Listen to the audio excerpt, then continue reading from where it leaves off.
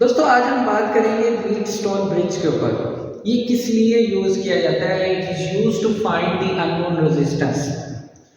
इसमें हम चार रेजिस्टर्स यूज करते हैं, जिनमें से तीन रेजिस्टर जो है वो उनके लिए ज़रूरी है कि वो नॉन रेजिस्टेंस हो, और जो चौथी रजिस्टर होगी वो अननोन रेजिस्टेंस होगी, जिसकी वैल्यू को हमने फाइंड आउट करना है। अच्छा, एग्जाम्स में अगर ये क्वेश्चन आता है और आपने इसको किस तरह से लिखना है वो अब हम देखते हैं। सो फर्स्ट पॉइंट होगा इसका, it is used to find the unknown resistance. It consists of four resistors R1, R2, R3 and R4 connected in such a way so that it form a mesh A, B, C, D, A। जैसे कि ये आपको diagram में नजर आ रहा है कि four resistors है R1, R2, R3 and R4, और इसको हमने इस तरह से कनेक्ट किया हुआ। Then the third point is a battery is connected between point A and C। ये एक बैटरी जो है हमने ए और सी के अक्रॉस कनेक्ट की हुई है through a switch S. A sensitive galvanometer of resistance Rg is connected between B and D। Point B and D के दरमियान हमने एक गैल्वेनोमीटर कनेक्ट किया हुआ है जिसकी रेजिस्टेंस जो है दैट इज Rg। अच्छा, नेक्स्ट पॉइंट जो कि सबसे इंपॉर्टेंट पॉइंट है, जो कि कंडीशन है जिसके ऊपर हमने व्हीटस्टोन ब्रिज की डेरिवेशंस करनी है और एक फार्मूला ड्राइव करना है जिससे हम अननोन रेजिस्टेंस निकाल सकते हैं। और वो कंडीशन ये है कि we are to determine the condition under which no current flow through the galvanometer even after the switch is closed. अगर आप इस डायग्राम को देखें और मैं इस स्विच को क्लोज कर दूं तो इस पूरे सर्किट में करंट फ्लो करेगा, और अगर पूरे सर्किट में करंट फ्लो करेगा तो गैल्वेनोमीटर के अक्रॉस भी करंट फ्लो करेगा और गैल्वेनोमीटर डिफ्लेक्शन शो करेगा। अब कंडीशन ये है कि हमने एक ऐसी सिचुएशन बनानी है कि गैल्वेनोमीटर की डिफ्लेक्शन जीरो हो जाए। अब गैल्वेनोमीटर की डिफ्लेक्शन कैसे जीरो होगी? क्योंकि स्विच को जब आपने क्लोज किया है तो इस पूरे सर्किट में करंट फ्लो करेगा, गैल्वेनोमीटर में से भी करंट फ्लो करेगा, वो तो डिफ्लेक्शन शो करेगा। सो गैल्वेनोमीटर की डिफ्लेक्शन को जीरो करने के लिए अगर आप इस सर्किट को जरा गौर से देखें तो इस गैल्वेनोमीटर में से दो करंट फ्लो कर रहे हैं, I1 और I2, और अगर आप इनकी डायरेक्शन देखें तो I2 की डायरेक्शन जो है वो गैल्वेनोमीटर में डाउनवर्ड है और I1 की डायरेक्शन गैल्वेनोमीटर में अपवर्ड है। यानी I1 और I2 गैल्वेनोमीटर में ऑपोजिट डायरेक्शन में फ्लो कर रहे हैं। अगर हम किसी तरह I1 और I2 की वैल्यूज को सेम कर दें तो ये एक दूसरे को मुकम्मल तौर पर कैंसिल आउट कर देंगे और गैल्वेनोमीटर की डिफ्लेक्शन जीरो हो जाएगी और जो हमारी कंडीशन है वो फुलफिल हो जाएगी। सो I1 और I2 की वैल्यूज को एडजस्ट करने के लिए हम R1, R2 और R3 और R4 की वैल्यू को एडजस्ट कर सकते हैं। अब हम इसका फार्मूला डिराइव करते हैं और उसके लिए हमने यहाँ पर तीन लूप कंसीडर किए हैं। ये लूप 1 है A B D A, loop 2 है B C D B, और जो लूप 3 है वो कुछ इस तरह से है, यहाँ से ऐसे। ये लूप सारा 3 है। सो सबसे पहले हम KVL किरचॉफ वोल्टेज लॉ जो है वो अप्लाई कर रहे हैं लूप 1 के ऊपर, और उसका तरीका ये होगा कि आप कोई भी एक पॉइंट सेलेक्ट कर लेंगे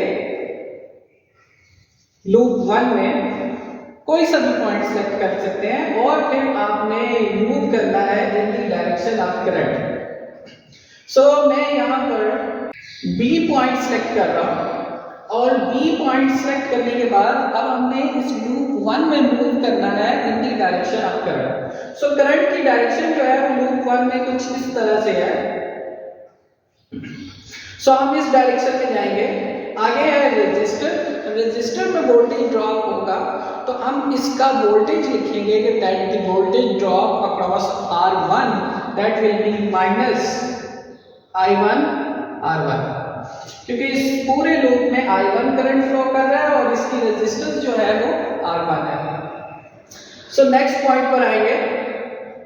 यहाँ पर अब हमने इस डायरेक्शन में मूव करना है, हम इस डायरेक्शन में नहीं आएंगे क्योंकि ये लूप 3 है, और हम लूप 1 में ही रहना चाह रहे हैं। सो इस डायरेक्शन में मूव करेंगे तो आगे फिर अगेन एक रजिस्टर है R3, यहाँ पर भी वोल्टेज में ड्रॉप होना है तो हम इसका वोल्टेज माइनस में लेंगे। लेकिन यहाँ पर एक बात आपने नोट करनी है कि R3 के अंदर दो करंट फ्लो कर रहे हैं, एक I1 फ्लो कर रहा है और एक I3 फ्लो कर रहा है, जो कि इस लूप में फ्लो कर रहा है और ये R3 में से भी पास कर रहा है। सो जब आप R3 का वोल्टेज लिखेंगे, द वोल्टेज ड्रॉप अक्रॉस 3, तो वो आप कुछ इस तरह से लिखेंगे that I1 minus I3 into R3। अच्छा, नेक्स्ट चलेंगे आगे। यहां से अब हम इस डायरेक्शन में जाएंगे क्योंकि हमने लूप 1 में रहना है। आगे फिर गैल्वेनोमीटर है और गैल्वेनोमीटर की रेजिस्टेंस, सो यहां पे भी वोल्टेज में ड्रॉप होना है तो हम इसके वोल्टेज को माइनस लेंगे। देन अगेन एक पॉइंट आपने नोट करना है कि गैल्वेनोमीटर जिसकी रेजिस्टेंस Rg है उसमें से भी दो करंट फ्लो कर रहे हैं, एक I1 और एक I2, और दोनों की डायरेक्शन ऑपोजिट है।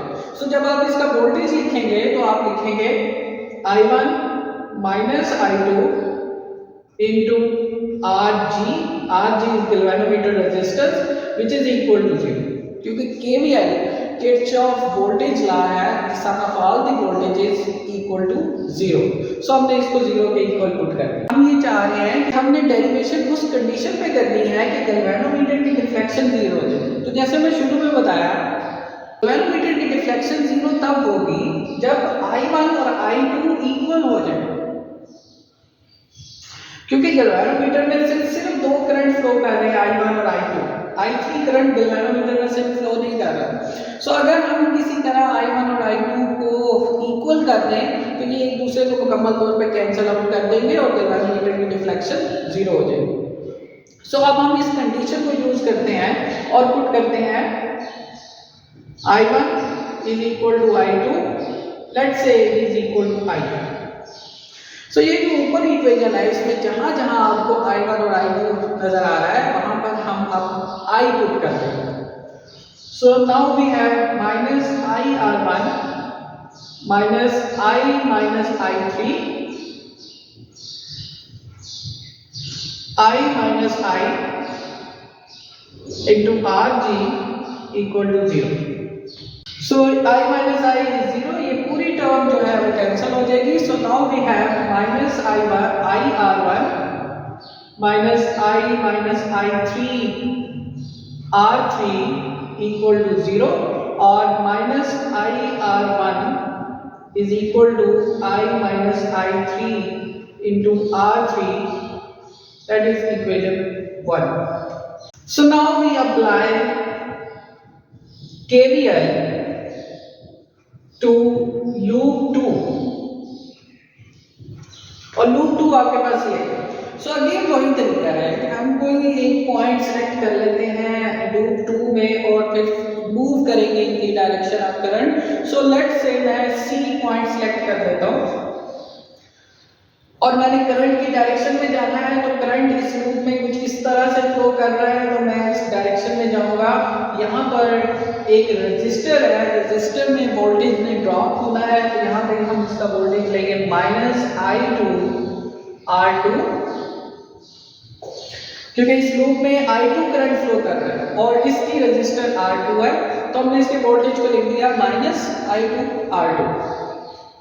सो अगेन हम यहाँ पर पहुंच गए। अब हमने इस डायरेक्शन में आना है, हम इस डायरेक्शन में नहीं जाएंगे क्योंकि ये लूप 1 है और अब हम सिर्फ लूप 2 में रहना चाह रहे हैं। सो अगेन एक गैल्वेनोमीटर यहाँ पे कनेक्टेड है और गैल्वेनोमीटर की रेजिस्टेंस होती है, इसलिए यहाँ पर भी वोल्टेज में ड्रॉप होना है तो हम इसके वोल्टेज को माइनस लेंगे।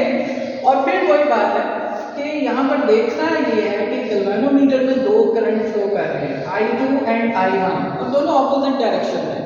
तो जब हम इसका वोल्टेज लिखेंगे तो हम लिखेंगे I2 minus I1 into Rg इस galvanometer resistance. So next move करेंगे और अब हम इस डायरेक्शन में जाएंगे। अगेन यहाँ पर एक और रेजिस्टर है जिसमें वोल्टेज में ड्रॉप हो रहा है तो हम इसका वोल्टेज नेगेटिव ले लेंगे।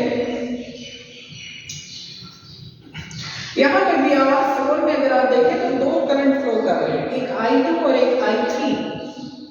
सो जब हम इसके वोल्टेज को लिखेंगे तो हम लिखेंगे I2 minus I3 into R4। सो अब हम ये कंडीशन पुट करते हैं और कंडीशन ये है कि I1 is equal to I2 is equal to I। So ये जो इक्वेशन आई है हमारे पास रूट 2 की, इस इक्वेशन में जहां जहां I1 और I2 है वहां पर हम I पुट कर देते हैं। So now we have minus IR2 I minus I into RG minus I3 into R4। So जहां जहां I1 और I2 था उसको हमने रिप्लेस कर दिया I के साथ। इसको सिंप्लीफाई करते हैं, I minus I is 0, so ये पूरी जो टर्म है ये 0 हो जाएगी। So now we have minus IR2 minus I minus I3 into R4 is equal to 0। या हम इसको इस तरह से लिख सकते हैं कि minus IR2 is equal to I minus I3 into R4 equal to 0। इसको आप कह रहे हैं इक्वेशन 2। सो नेक्स्ट स्टेप ये है कि अब हम इक्वेशन 1 और इक्वेशन 2 को डिवाइड कर रहे हैं, और जब हम इक्वेशन 1 और इक्वेशन 2 को डिवाइड करेंगे तो हमारे पास कुछ इस तरह से आ जाएगा। यहाँ से नेगेटिव साइन से कैंसिल हो जाएगा, I से कैंसिल हो जाएगा, I माइनस I3 से कैंसिल हो जाएगा। फाइनली हमारे पास जो फार्मूला आएगा व्हीटस्टोन ब्रिज का to find the unknown resistance, that will be R1 over R2 is equal to R3 over R4।